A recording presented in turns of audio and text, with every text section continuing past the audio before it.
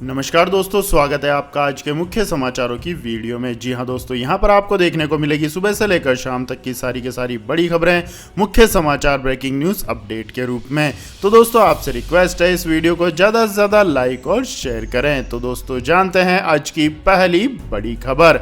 हावड़ा में फिर हिंसा, पुलिस अधिकारियों का तबादला, धारा 144 लागू। मुर्शिदाबाद में 14 जून तक रहेगा इंटरनेट बंद। जी हां दोस्तों, पश्चिम बंगाल सरकार ने हावड़ा में हिंसा के बाद गलत सूचना के प्रसार को रोकने के लिए मुर्शिदाबाद जिले के कुछ हिस्सों में मंगलवार तक इंटरनेट सेवाओं को रोकने का फैसला किया है। गृह विभाग के अधिकारी ने शनिवार को यह जानकारी दी। एक आदेश में कहा गया है कि बेलडांगा पुलिस थाना क्षेत्र के बेलडांगा एक ब्लॉक और रेजीनगर और शक्तिपुर पुलिस थाना क्षेत्र को कवर करने वाले बेलडांगा 2 ब्लॉक में इंटरनेट सेवाएं 14 जून को सुबह 6 बजे तक निलंबित कर दी गई हैं। हावड़ा जिले में शनिवार सुबह स्थिति शांतिपूर्ण रही, जहां शुक्रवार को हिंसक प्रदर्शन हुए थे। पूरे हावड़ा जिले में 13 जून तक इंटरनेट सेवाओं को निलंबित कर दिया गया है और 15 जून तक उलुबेरिया, डोमजूर और पंचाला जैसे कई क्षेत्रों में दंड प्रक्रिया संहिता की धारा 144 लागू कर दी गई है। आपको बता दें दोस्तों, पश्चिम बंगाल सरकार ने पैगंबर मोहम्मद के बारे में कथित आपत्तिजनक टिप्पणी को लेकर हुई हिंसक विरोध प्रदर्शनों के एक दिन बाद शनिवार को जिला पुलिस के अधिकारियों का तबादला भी कर दिया है। एक आदेश में कहा गया है कि राज्य सरकार ने कोलकाता पुलिस के अतिरिक्त पुलिस आयुक्त प्रवीण त्रिपाठी को हावड़ा शहर का नया पुलिस आयुक्त बनाया है। इसके बाद दोस्तों जान लेते हैं अगली खबर। हिंसा को लेकर सीएम योगी आदित्यनाथ सख्त, दंगाइयों से नुकसान की भरपाई करने के आदेश जारी। जी हां दोस्तों, उत्तर प्रदेश के कई जिलों में शुक्रवार को जुम्मे की नमाज के बाद हुई हिंसा को लेकर सीएम योगी आदित्यनाथ ने अधिकारियों के साथ हाई लेवल मीटिंग की है। उन्होंने दंगाइयों को जल्द से जल्द गिरफ्तार करने के निर्देश दिए हैं। सभी आरोपियों के खिलाफ एनएसए के तहत कार्यवाही की जाएगी। सीएम ने प्रशासन को 24 घंटे अलर्ट रहने का भी निर्देश दिया है। सीएम योगी आदित्यनाथ ने हिंसा में नुकसान की भरपाई दंगाइयों से करने के भी निर्देश जारी किए हैं। अभी तक अलग अलग मामलों में कुल 13 प्राथमिकी दर्ज करते हुए पुलिस ने 246 लोगों को गिरफ्तार किया है। अपर पुलिस महानिदेशक प्रशांत कुमार ने यहां बयान जारी करते हुए कहा है कि इस संबंध में राज्य में 246 लोगों को गिरफ्तार किया गया है। इसमें प्रयागराज में 68, हाथरस में 50, सहारनपुर में 55, अंबेडकर नगर में 28, मुरादाबाद में 25, अलीगढ़ में 3 और फिरोजाबाद में 8 लोग शामिल हैं। कुमार ने शाम 5 बजे तक की कार्रवाई का ब्यौरा देते हुए बताया है कि प्रयागराज और सहारनपुर में 3-3 प्राथमिकी दर्ज करने के अलावा फिरोजाबाद, अलीगढ़, हाथरस, मुरादाबाद, अंबेडकर, खीरी और जालौन में 1-1 प्राथमिकी दर्ज की गई है। आपको बता दें दोस्तों, गत 3 जून को जुम्मे की नमाज के बाद कानपुर के कुछ हिस्सों में हिंसा भड़क गई थी, क्योंकि 2 समुदायों के सदस्यों ने एक टीवी बहस के दौरान भाजपा की तत्कालीन प्रवक्ता नुपुर शर्मा द्वारा पैगंबर मोहम्मद के खिलाफ कथित रूप से विवादित टिप्पणी किए जाने के विरोध में दुकानों को बंद कराने का प्रयास किया था और इस दौरान ईंट पत्थर फेंके गए थे। इसके बाद दोस्तों जान लेते हैं अगली खबर। भारत में फिर बड़ा कोरोना का खतरा, 24 घंटे में मिले 8000 से ज़्यादा केस, 10 लोगों की हुई मौत। जी हां दोस्तों, भारत में पिछले कुछ दिनों के दौरान कोरोना के मामलों में एक बार फिर तेजी देखने को मिली है। पिछले 24 घंटों में कोरोना के 8329 नए मामले सामने आए हैं। वहीं एक दिन में 10 कोरोना मरीजों की मौत हो गई है। हर दिन के साथ साथ कोरोना के मामलों में हो रही बढ़ोतरी लोगों के साथ साथ सरकार को भी सोचने को मजबूर कर रही है। देश में संक्रमण दर करीब 4 माह बाद बढ़ी है। स्वास्थ्य विभाग ने बढ़ते कोरोना मामलों पर चिंता जताते हुए कहा है कि आने वाले दिनों में संक्रमितों की संख्या बढ़ सकती है। देश के बड़े शहरों में एक बार फिर कोरोना विस्फोट देखने को मिल सकता है। मुंबई, दिल्ली से आने वाले लोगों की रेलवे स्टेशनों और एयरपोर्ट पर जांच के आदेश दे दिए गए हैं। राज्य सरकारें अभी से ही कोरोना से निपटने की योजना पर काम करने में जुट गई है। इसके बाद दोस्तों जानते हैं अगली खबर।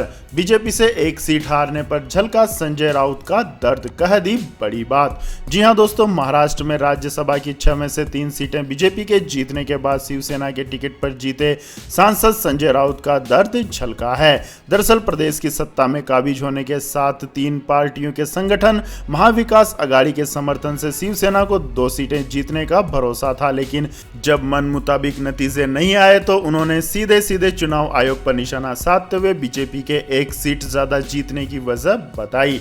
बीजेपी की ओर से केंद्रीय मंत्री पीयूष गोयल, अनिल बोंडे और धनंजय महाडिक ने राज्यसभा चुनाव में जीत दर्ज की है, जबकि महाविकास आघाड़ी के 3 उम्मीदवारों शिवसेना के संजय राउत, एनसीपी के प्रफुल्ल पटेल और कांग्रेस के इमरान प्रतापगढ़ी ने भी जीत हासिल की है। हालांकि महाविकास आघाड़ी दल के संजय पवार बीजेपी के धनंजय महाडिक से हार गए। इसके बाद शिवसेना नेता ने चुनाव आयोग पर आरोप लगाया है। संजय राउत ने यह भी कहा है कि बीजेपी ने एक सीट ज्यादा जीत ली, इसमें कोई बड़ी बात नहीं है क्योंकि उन्होंने हॉर्स ट्रेडिंग का सहारा लिया है। इसके बाद दोस्तों जान लेते हैं अगली खबर। कुलदीप बिश्नोई को कांग्रेस ने सभी पदों से किया निष्कासित। राज्यसभा चुनाव में क्रॉस वोटिंग के बाद बड़ा एक्शन। जी हां दोस्तों, हरियाणा कांग्रेस ने अपने विधायक कुलदीप बिश्नोई को पार्टी से बाहर का रास्ता दिखा दिया है।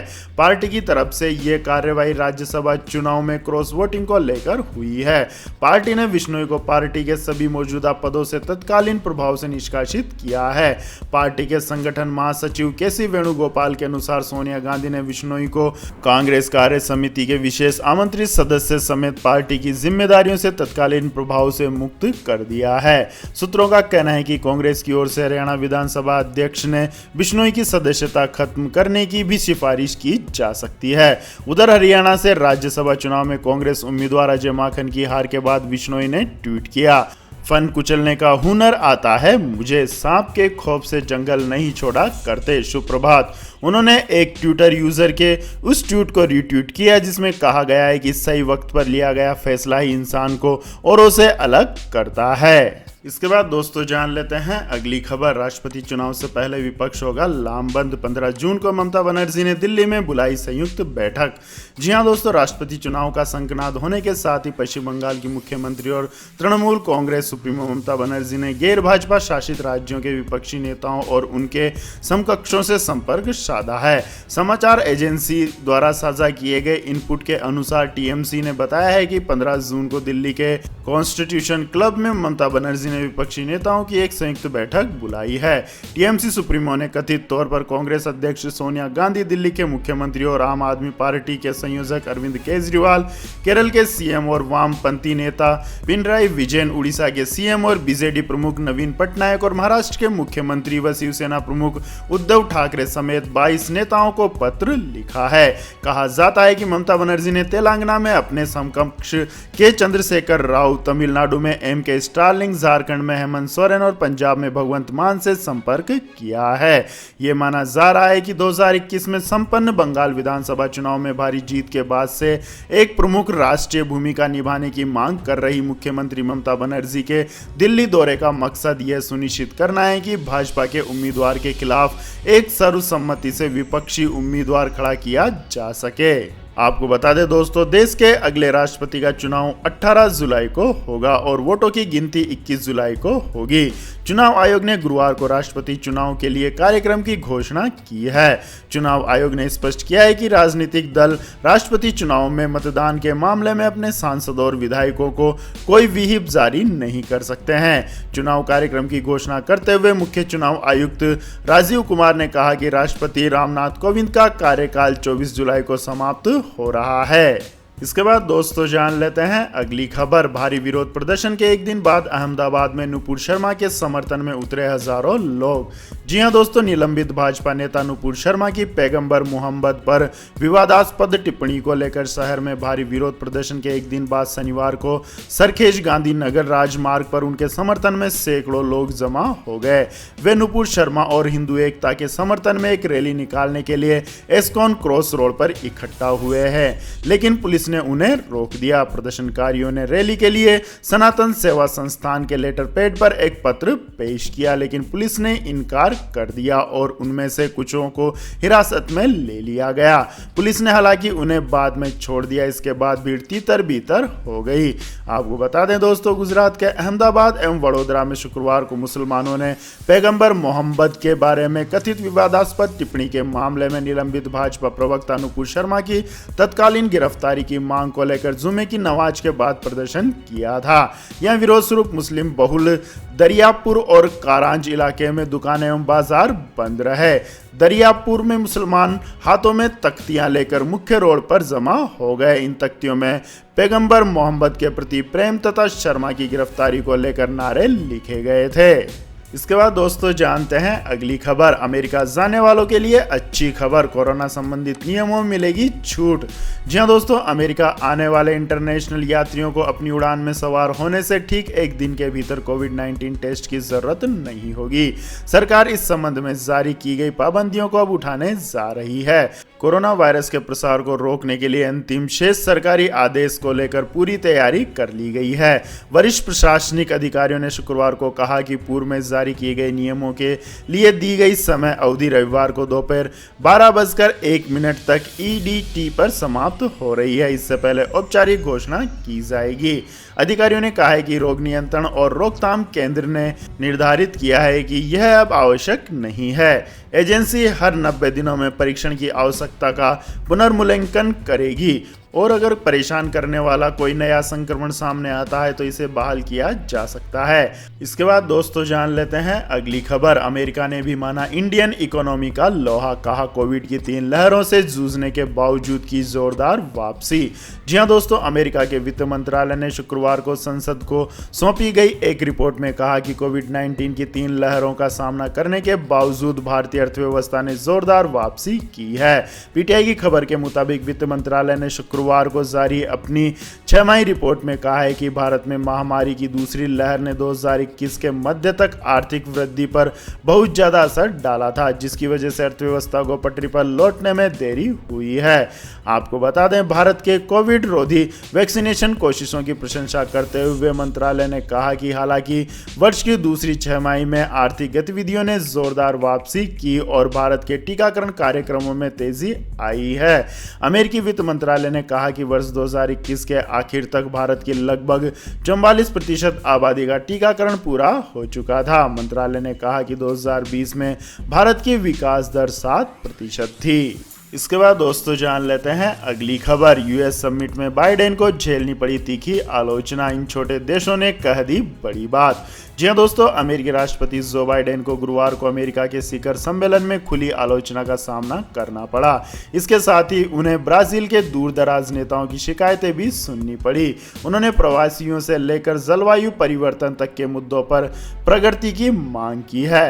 हाल में कई फैसलों को लेकर अमेरिकी राष्ट्रपति जो बाइडेन दुनिया के निशाने पर आए हैं। इसके बाद भी उन्होंने लॉस एंजलिस में यह समिट रखी ताकि दुनिया को यह मैसेज दिया जा सके कि वाशिंगटन लोकतंत्र और लोकतांत्रिक मूल्यों की रक्षा की दिशा में काम कर रहा है। मैक्सिकन राष्ट्रपति एंड्रेस मैनुअल लोपेज ऑब्रेडोर के अमेरिकी शिखर सम्मेलन के बहिष्कार के बावजूद संयुक्त राज्य अमेरिका ने बाकी देशों के साथ कई मुद्दों पर बातचीत की। बाइडेन ने अमेरिका के शिखर सम्मेलन में अपना पक्ष रखा तो क्यूबा, निकारागुआ और वेनेजुएला के वामपंथी नेताओं ने उन्हें निरंकुश बता दिया। इसके बाद दोस्तों जान लेते हैं आज के मौसम अपडेट्स। तो दोस्तों मुंबई पहुंचा मानसून, अगले 2-3 दिन में इन राज्यों में भी देगा दस्तक। जी हां दोस्तों, भारतीय मौसम विज्ञान विभाग ने कहा है कि मानसून मुंबई पहुंच चुका है। इसका असर मध्य महाराष्ट्र में देखने को मिल रहा है। यहां के कुछ हिस्सों में मानसून की दस्तक हो गई है। खबर के मुताबिक गुजरात, मराठवाड़ा के साथ साथ तेलंगाना और आंध्र प्रदेश के बाकी हिस्सों में माहौल अनुकूल देखा जा रहा है। इसके साथ ही अगले 2-3 दिनों में उड़ीसा, झारखंड और बिहार तक मानसून के पहुंचने की उम्मीद है।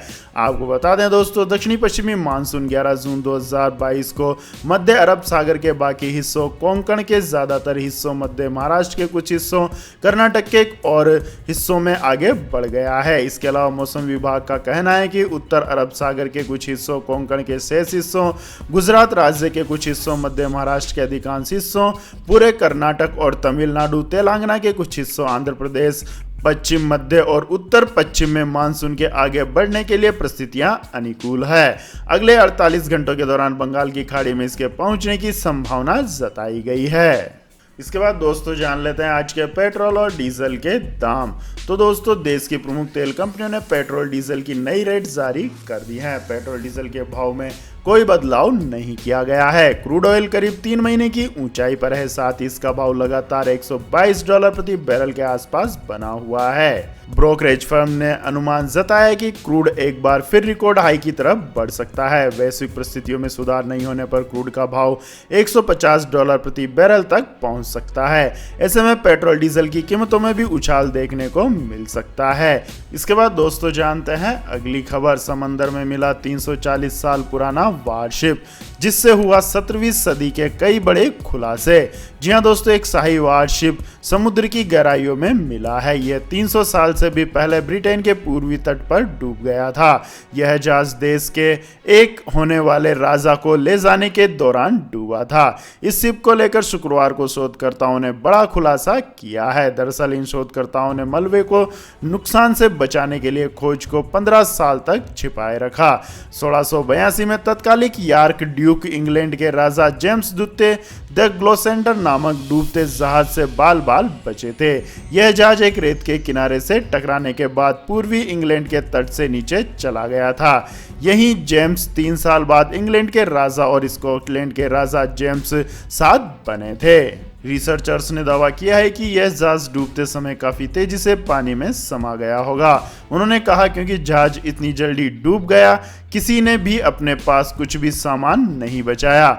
जोविट के अनुसार इसमें अन्य कलाकृतियों के साथ उस समय के एडवांस उपकरण, व्यक्तिगत संपत्ति, कपड़े और शराब की बोतलें शामिल हैं। इसके बाद दोस्तों रुक करते हैं अगली खबर का। रूस ने पकड़े गए भाड़े के 3 सैनिकों को सुनाई सरेआम गोली मारने की सजा, अपील के लिए 1 महीने का वक्त। जी हां दोस्तों, यूक्रेन की ओर से रूस के खिलाफ जंग लड़ने पहुंचे भाड़े के विदेशी सैनिकों को खौफनाक सजा दी जा रही है।